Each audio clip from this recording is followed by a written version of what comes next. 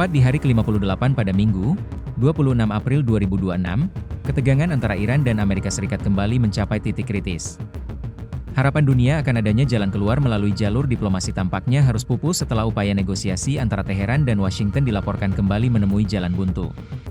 Presiden Amerika Serikat, Donald Trump, secara resmi membatalkan rencana kunjungan utusan khususnya ke Pakistan. Keputusan ini menandai kemunduran terbaru dalam konflik yang telah berlangsung selama 2 bulan, melibatkan AS, Israel, dan Iran. Trump menegaskan bahwa pembatalan tersebut dilakukan karena proposal yang diajukan oleh pihak Iran dinilai tidak memadai dan tidak memenuhi standar keamanan yang diinginkan Washington. Dalam pernyataannya, Trump juga menuding adanya kebingungan internal di tubuh kepemimpinan Iran dan menegaskan bahwa saat ini Washington masih memegang kendali penuh atas situasi di lapangan.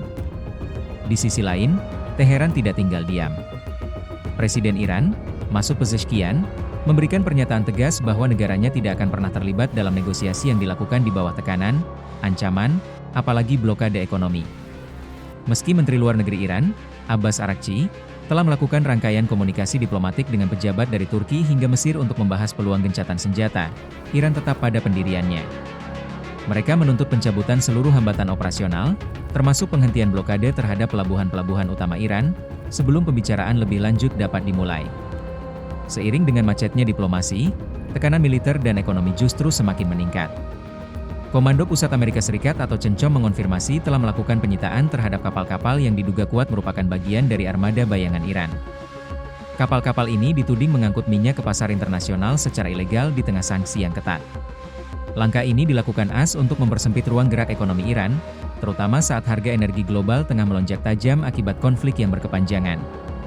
Trump secara terbuka menyebut bahwa proses pembicaraan saat ini dianggap tidak efisien dan terlalu mahal secara diplomatik. Kondisi semakin diperparah dengan meluasnya eskalasi konflik hingga ke wilayah Lebanon. Kantor Perdana Menteri Israel, Benyamin Netanyahu, mengonfirmasi bahwa militer mereka telah meningkatkan serangan terhadap target-target yang berafiliasi dengan Hizbullah di Lebanon Selatan.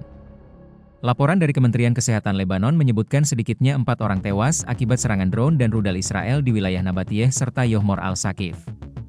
Serangan ini juga menyebabkan kehancuran sejumlah bangunan di Bin Jail, yang memperpanjang deretan ketegangan di sepanjang perbatasan utara.